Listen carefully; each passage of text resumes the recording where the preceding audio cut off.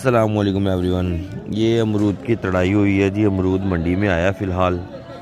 अमरूद में ना टोटली इस दफ़ा बहुत ज़्यादा कान है। कान मतलब कि ना सूंडी मक्खी ने डंग मारा हुआ है। कीड़े वाला अमरूद है ज़्यादातर मंडी में जो आ रहा है अभी। ये देखें, ये जो निशान लगा है ये सूंडी है। ये टोटली हर दाने के अंदर आपको ये चीज़ नज़र आएगी। मक्खी ने डंग अपना लगाया हुआ है। ये सारी सूंडी वाला अभी तकरीबन कम से कम भी 10 दिन लगेंगे अच्छा साफ़ सुथरा अमरूद आने में। मक्खी पिछले साल की निस्बत बल्कि कई सालों की निस्बत इस दफ़ा बहुत ज़्यादा मक्खी ने अमरूद को नुकसान दिया है।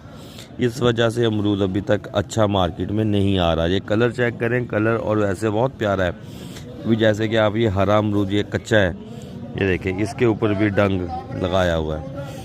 ये इस तरह सारा निज़ाम ना अभी तकरीबन 10 दिनों तक ठीक हो जाएगा। अमरूद फिर अच्छा आना स्टार्ट हो जाएगा मार्केट में।